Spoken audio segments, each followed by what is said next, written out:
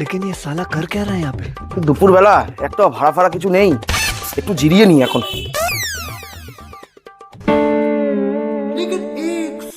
মোবাইলটাও আনলাম না, ঘড়িও নেই আজকে। দাদা কটা বাজে? দূর মশাই, দেখছেন না ঘুমাচ্ছি? দাঁড়ান, 1টা বাজে।